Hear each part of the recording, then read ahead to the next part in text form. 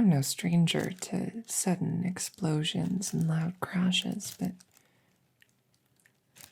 usually I know the cause of them.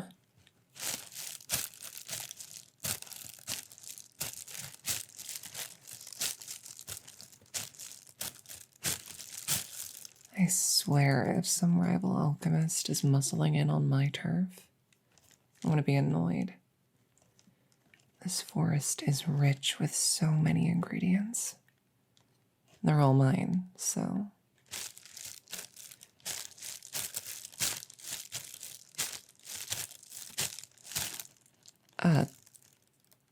And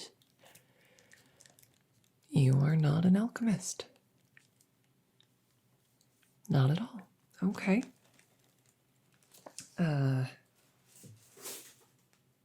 Wishing I had brought more defensive options than just a pocket knife at this point.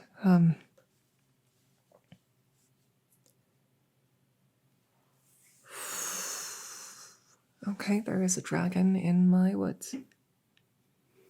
There is just a dragon in my forest. That's wonderful. That's great. I feel incredibly safe right now.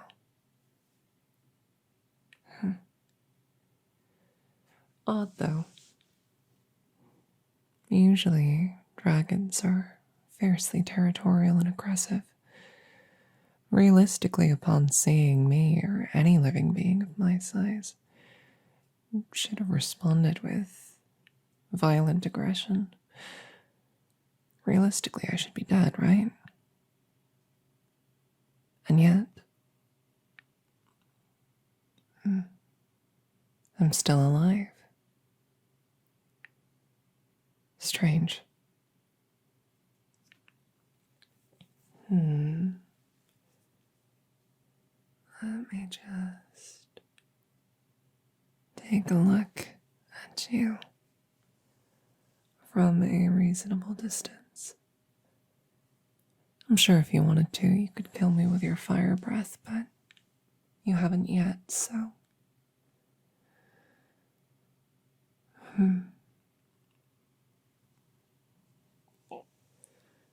Very interesting. A docile dragon. Why could that be? Oh.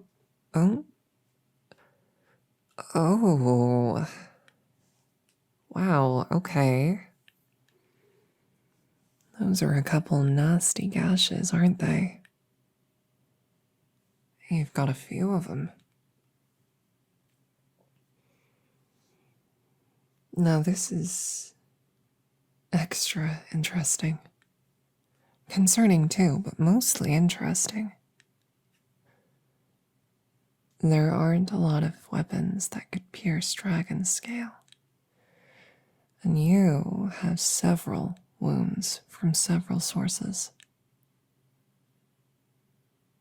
You see that arrow sticking out of your back? Has to be tipped with adamant or something, right?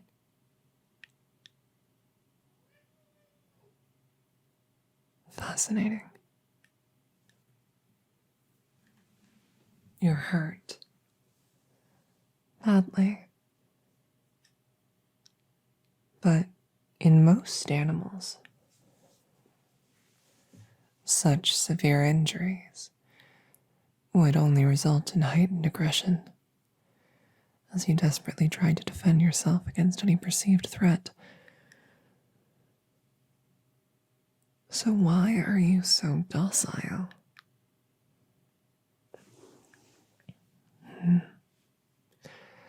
I suppose dragons always have been unusual creatures.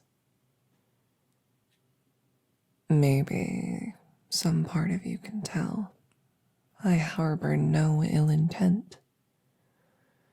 Or perhaps you are simply aware that I lack the means to harm you even if I wished to.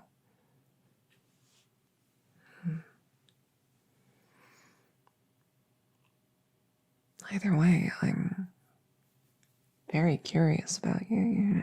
You know that you're a fascinating creature. I've been saying that word a lot, haven't I? But it's true.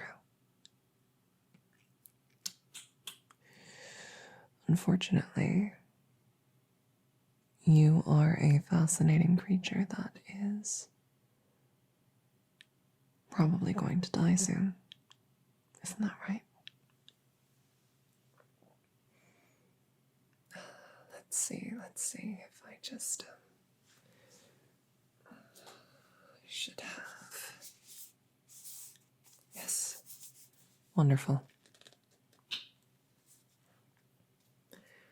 I'm going to operate under the assumption that you are going to remain calm. Perhaps a foolish assumption, but scientific curiosity waits for no one. I'm willing to take certain risks.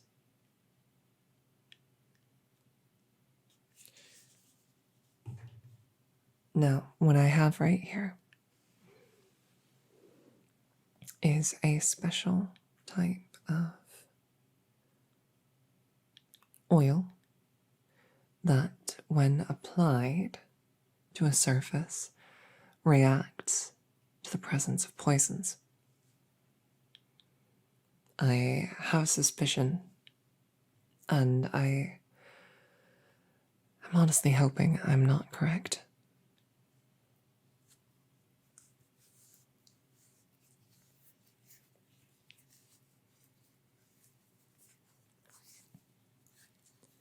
If I am correct, the oil will change color.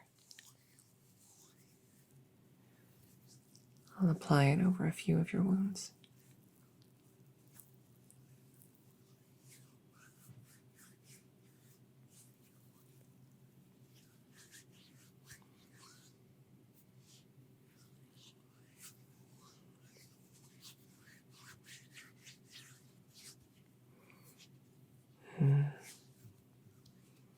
Well, evidently, at least one of those wounds is poisoned.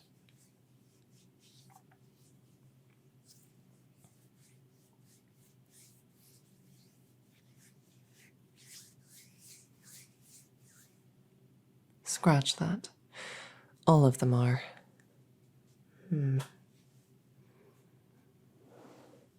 Interestingly, that means that none of the wounds have been poisoned with dragon's bane. Dragon's bane is, well, a rather particular poison. Honestly, it would be pretty easy for me to treat if it was. You see, I can't believe I'm lecturing a dragon on this. Dragon's bane, as a poison, is one of the very few that is highly effective on dragons, not because it's particularly lethal compared to others, but because it is undetectable. Any other poison a dragon could easily sniff out and avoid, meaning that dragon's bane is the only poison you could feasibly sneak into a dragon's food. Matter of fact, back in the day, before adamant foraging became even remotely commonplace, the most frequent method one would use to deal with a dragon is simply to feed it something stuffed with dragon's bane. A goat, or a chicken, or your neighbor if you hated them.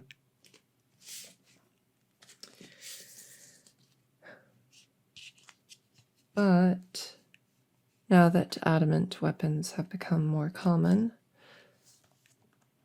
it means that the methods by which a dragon might be slain have changed. And it means that poisons other than dragon's bane can be of use. Not to worry, though. by looking at the particular color of the oil now that it has reacted. I have managed to deduce the true nature of the poison. It actually appears to be a sort of cocktail of several varieties of poison, but they all share similar effects. Without intervention, a dragon of your size will probably survive roughly 10 hours with the dosage you received. Now, given the fact that you crashed into my forest last night and it is now early morning, we have a few hours left, I would say.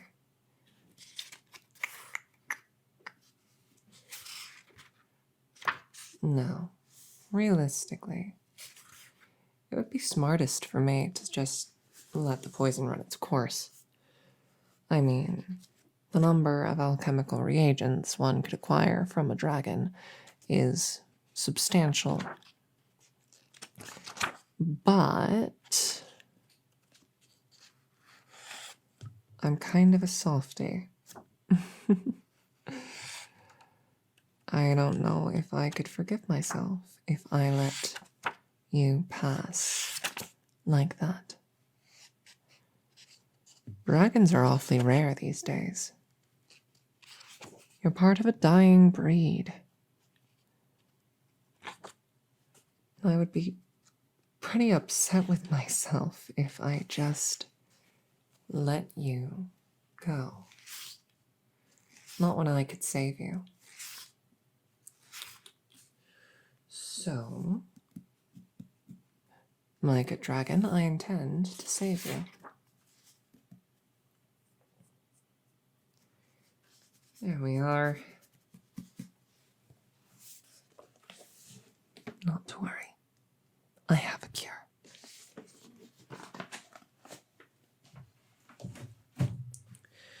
Just give me a moment to get a few ingredients out.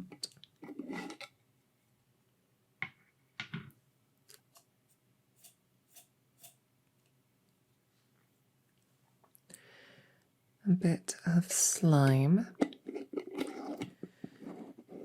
taken from a giant frog. Quite taxing to acquire, I'll have you know, but useful in a wide variety of mixtures. And we have this jar right here.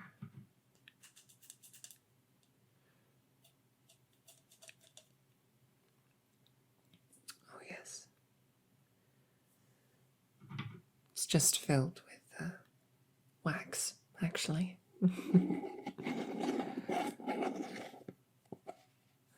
Honestly, a lot of the ingredients for this cure are shockingly mundane.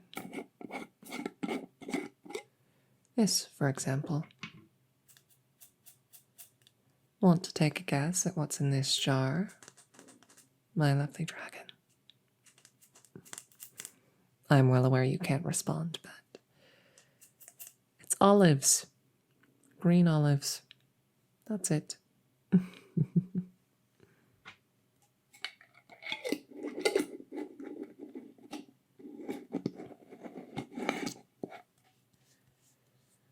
And last but not least of the jarred ingredients, we have a jar of pixie dust.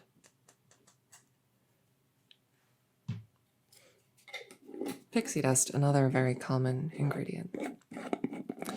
The reason's quite simple. It's abundant, very easy to come by, and it functions as a potent magical conduit. All you have to do to acquire large quantities of pixie dust is just to maintain a healthy garden. Pixies will show up and enjoy themselves within the garden, and then you can collect what they leave behind.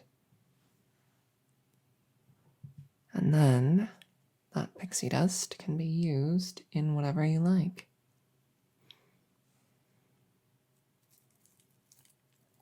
Now, I also need to pick a few leaves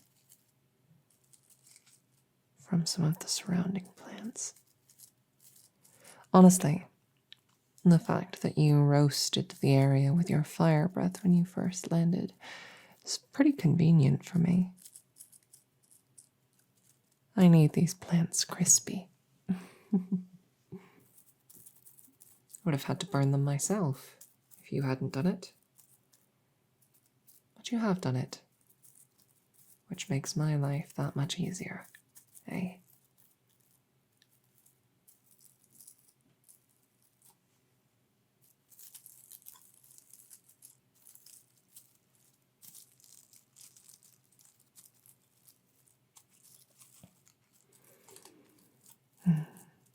Look at you, just watching me, staring at me.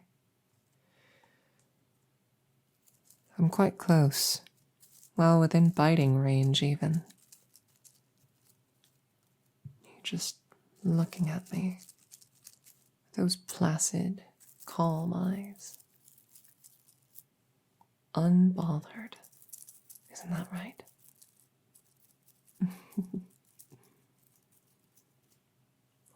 It's a good thing for me, I suppose. Otherwise, my curiosity and interest would have gotten me killed, wouldn't they?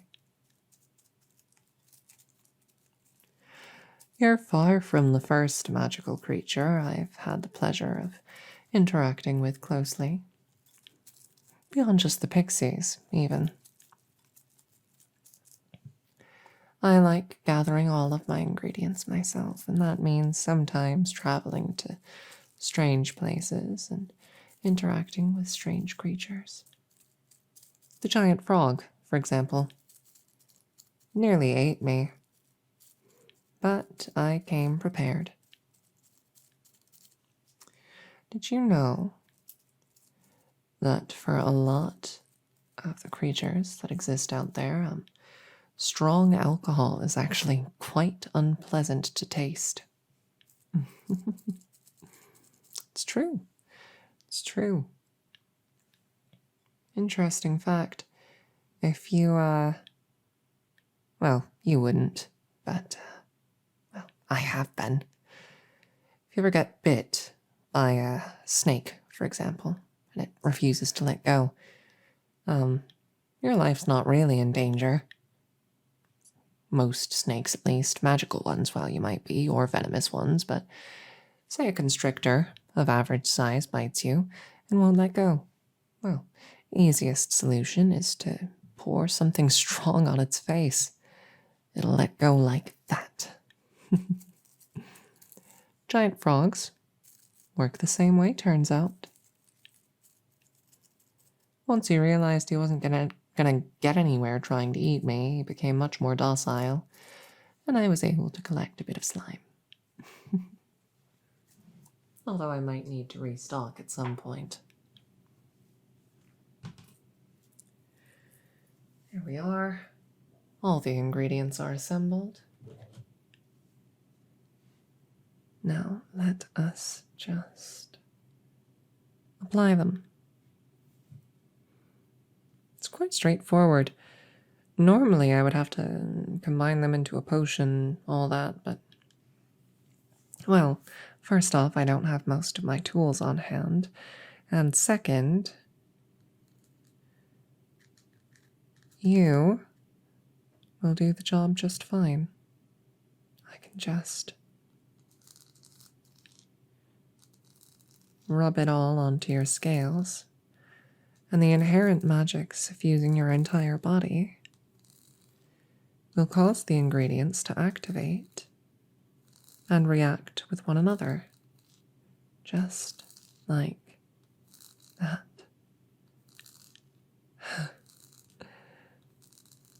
I'm touching a dragon. I'm brewing potions on a dragon. The dragon is letting me do this, and I'm somehow not dead. You know, I was actually pretty annoyed earlier. I really was. I thought some other alchemist or botanist was trying to muscle in on my territory. Thought I was going to have to teach them a lesson. But now, well, I'm very glad that you crashed in my woods.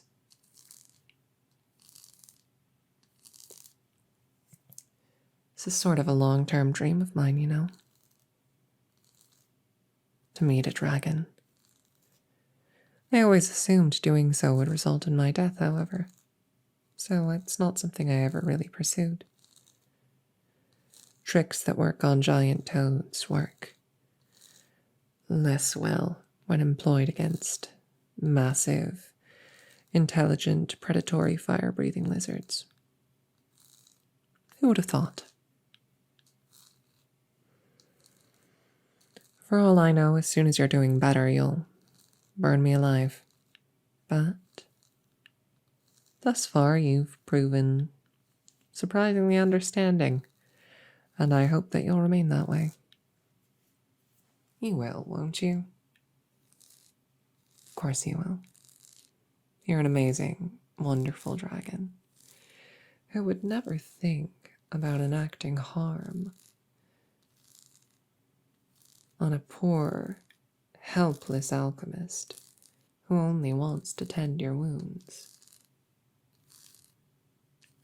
Although, you know, if you do ever shed some scales or anything like that, well, I certainly wouldn't say no to a tip.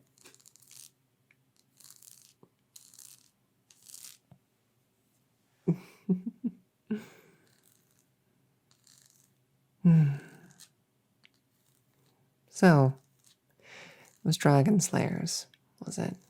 Attempted dragon slayers.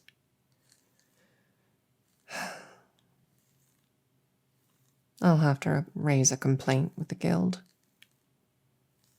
Adventurers always get so overzealous and they never consider how their actions might affect the ecosystem overall.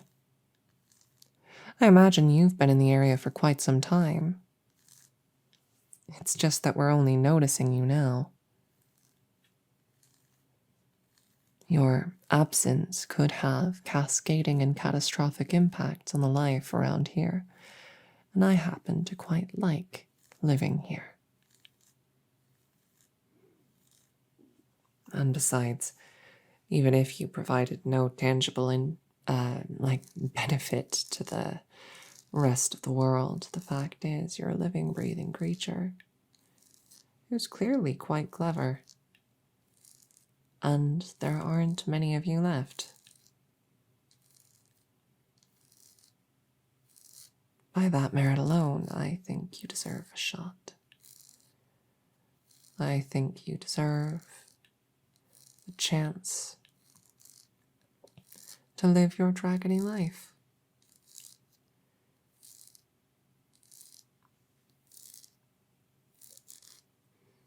There we are. It's all rubbed into those scales of yours. Well, I hope it works. Having done this now, I realize it's probably going to take 20 to 30 minutes before it fully comes into effect and you find your strength returning to you. I think I should probably be gone by the time that happens, as much as I'd love to trust you.